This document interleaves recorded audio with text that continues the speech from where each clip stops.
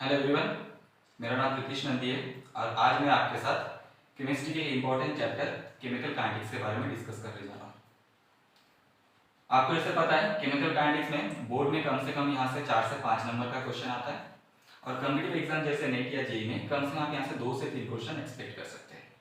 तो चलिए हम लोग स्टार्ट करते हैं हमारा केमिकल काइनेटिक्स। केमिकल काइनेटिक्स पढ़ने से पहले हम लोग थोड़े रिएक्शन के बारे में जान लेते हैं। तो हम लोग सभी यहाँ पे लैब में काम किए, तो लैब में काम करते वक्त हम लोग क्या दिया जाता है, रिएक्टेंट दिया जाता है। रिएक्टेंट से हम लोग क्या बनाते हैं, प्रोडक्ट बनाते हैं। और जब भी आप एक रिएक्शन करते हो तो आपके मन में देखिए, सबके मन में हमारे 3 क्वेश्चन स्ट्राइक करता है। जब हम लोग रिएक्टेंट मॉलिक्यूल्स को ऐड करते हैं तो हमारे मन में क्वेश्चन आता है कि ये जो मैं रिएक्टेंट मॉलिक्यूल्स को ऐड कर रहा हूँ या फिर रिएक्टेंट को ऐड कर रहा हूँ, इससे प्रोडक्ट बनने वाला है कि नहीं, मतलब is the reaction is possible, मतलब रिएक्शन होगा कि नहीं होगा। फर्स्ट क्वेश्चन यही हमारे मन में आता है। सेकेंड क्वेश्चन जो हमारे मन में आता है, सपोज मैं कंसीडर रिएक्शन हो चुका है। अब रिएक्शन होने के बाद हमारे मन में क्वेश्चन आएगा, ये जो रिएक्शन मैंने कराया है इस रिएक्शन का मैकेनिज्म किस तरह से, मतलब रिएक्टेंट किस तरह से प्रोडक्ट के साथ, रिएक्टेंट किस तरह से रिएक्शन करके प्रोडक्ट बना रहा है। And the third one is that, मतलब टाइम के साथ साथ ये रिएक्शन किस तरह से बढ़ रहा है, मतलब टाइम के साथ साथ रिएक्टेंट मॉलिक्यूल का कंसंट्रेशन किस तरह चेंज हो रहा है या फिर प्रोडक्ट का कंसंट्रेशन कैसे तेज हो रहा है। मतलब सिंपल भाषा में बोलूं तो कोई भी एक रिएक्शन के स्पीड के बारे में भी हम लोग को जानने का इंटरेस्ट है। तो मतलब कोई भी एक रिएक्शन को पढ़ने का मतलब, फर्स्ट जो क्वेश्चन है हम लोग का, फिजिबिलिटी ऑफ रिएक्शन।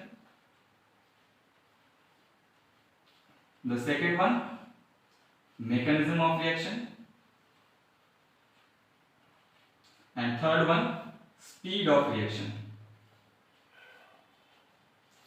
मतलब एक रिएक्शन को जानने का मतलब है इन 3 क्वेश्चन को हम लोग को जानना है। अब देखिए, जब हम लोग ने थर्मोडायनामिक्स पढ़ा था, थर्मोडायनामिक्स पढ़ते वक्त हम लोग ने एक टर्म पढ़ा था डेल्टा जी, क्या बोलते हैं उसको, गिब्स फ्री एनर्जी। तो वहां पे हम लोग ने देखा था कोई भी एक रिएक्शन का अगर डेल्टा जी अगर नेगेटिव होता है, कोई भी रिएक्शन का अगर डेल्टा जी नेगेटिव होता है तो रिएक्शन को हम लोग क्या बोल रहे थे, स्पॉन्टेनियस बोल रहे थे। अगर कोई भी रिएक्शन का डेल्टा जी अगर पॉजिटिव होता है तो रिएक्शन को हम लोग नॉन स्पॉन्टेनियस बोल रहे थे, और डेल्टा जी अगर जीरो हो जाता है तो हम लोग बोलते हैं वो रिएक्शन क्या है, इक्विलिब्रियम में है। मतलब कोई भी एक रिएक्शन स्पॉन्टेनियस होगा कि नहीं होगा वो हम लोग ऑलरेडी थर्मोडायनामिक्स में डिस्कस करके आ चुके हैं। मतलब स्पॉन्टेनिटी ऑफ रिएक्शन है, फिजिबिलिटी, कोई रिएक्शन फिजिबल है कि नहीं, हम लोग डेल्टा जी से बोल सकते हैं वो रिएक्शन का। हम लोग मतलब फर्स्ट क्वेश्चन को हम लोग डिस्कस करके आए थर्मोडायनामिक्स में। मगर बाकी तो जो कोई क्वेश्चन के आंसर जैसे mechanism of the reaction and speed of the reaction हम लोग को थर्मोडायनामिक्स में डिस्कस नहीं कर सकते, क्योंकि थर्मोडायनामिक्स जब हम लोग पढ़े थे तो हम लोग को पता है थर्मोडायनामिक्स में जितने सारे पैरामीटर थे सभी क्या एनर्जी रिलेटेड पैरामीटर थे। Enthalpy, internal energy, entropy, Gibbs free energy, सभी एनर्जी रिलेटेड पैरामीटर है। वहां पे कोई हम लोग टाइम पैरामीटर को डिस्कस नहीं किए थे। और यहाँ पे हम लोग ने देखने को मिल रहा है कि स्पीड का मतलब टाइम के रेस्पेक्ट में किस तरह से हम लोग का रिएक्शन का कंसंट्रेशन चेंज होता है वो हम लोग को जानना है। तो थर्मोडायनामिक्स में कोई टाइम पैरामीटर नहीं होने के कारण हम लोग कोई भी रिएक्शन को वहां पे उसके स्पीड को एक्सप्लेन नहीं कर सकते थे। तो उसका मतलब जो mechanism of the reaction and the speed of the reaction, इसको हम लोग डिस्कस करेंगे कहां पर, केमिकल काइनेटिक्स में। तो केमिकल काइनेटिक्स पढ़ने का कारण क्या हम लोग का, what is the utility of chemical kinetics, यहाँ पे हम लोग डिस्कस करेंगे कोई भी रिएक्शन का स्पीड मतलब रेट, और उसी के साथ मैकेनिज्म ऑफ द रिएक्शन हम लोग डिस्कस करने वाले हैं। तो चलिए अभी हम लोग जानते हैं एक रिएक्शन होता किस तरह से। तो कोई भी एक रिएक्शन को अगर रिएक्टेंट मॉलिक्यूल्स को अगर प्रोडक्ट में कन्वर्ट करना है, रिएक्टेंट मॉलिक्यूल्स को प्रोडक्ट में कन्वर्ट करना है, तो उसके लिए हम लोग क्या चाहिए, एक मिनिमम अमाउंट ऑफ एनर्जी का रिक्वायरमेंट होता है। अगर मिनिमम अमाउंट ऑफ एनर्जी अगर हम लोग रिएक्टेंट मॉलिक्यूल्स को नहीं प्रोवाइड कर सकते तो रिएक्टेंट को हम लोग प्रोडक्ट में कन्वर्ट नहीं कर सकते। ठीक है, तो एक रिएक्शन को करना है तो रिएक्शन को करने का मतलब हम लोग को क्या देना है, एक minimum amount of energy provide करना है इस रिएक्शन में। और ये मिनिमम अमाउंट ऑफ एनर्जी हम लोग को मिलेगा कहां पर, अब देखिए एक मिनिमम अमाउंट ऑफ एनर्जी हम लोग को मिलता है जनरली कहां पे, ये रिएक्टेंट मॉलिक्यूल्स जब अपने आप में कोलिशन करते हैं। जब रिएक्टेंट मॉलिक्यूल्स अपने आप में जितना ज्यादा कोलिशन करेंगे एनर्जी भी उतना ज्यादा रिलीज होगा, और वही एनर्जी हम लोग रिएक्शन को कंडक्ट करने में यूज करते हैं। तो मतलब कोलिशन जितना ज्यादा होगा एनर्जी ज्यादा मिलेगा और रिएक्शन का रेट भी ज्यादा होगा। और ये कोलिशन कहां से मिलता है हम लोग को, जब रिएक्टेंट मॉलिक्यूल्स में काइनेटिक एनर्जी होता है। और ये काइनेटिक एनर्जी कहां से मिलता है, जब हम लोग कोई भी रिएक्शन का टेंपरेचर इंक्रीज करते हैं। तो उसका मतलब अगर रिएक्शन का टेंपरेचर अगर हम लोग इंक्रीज करेंगे तो काइनेटिक एनर्जी रिएक्टेंट मॉलिक्यूल्स में काइनेटिक एनर्जी ज्यादा होगा और उनके बीच में कोलिशन भी ज्यादा होगा, और मिनिमम अमाउंट ऑफ जो रिक्वायरमेंट रहता है एनर्जी रिएक्टेंट से प्रोडक्ट को कन्वर्ट करने के लिए वो भी ज़्यादा होगा, और रेट ऑफ रिएक्शन भी क्या होने वाला है, ज़्यादा होने वाला है। उसका मतलब अगर हम लोग एनर्जी इंक्रीज करते हैं तो कोई भी रिएक्शन का रेट क्या होने वाला है, ज़्यादा होने वाला है।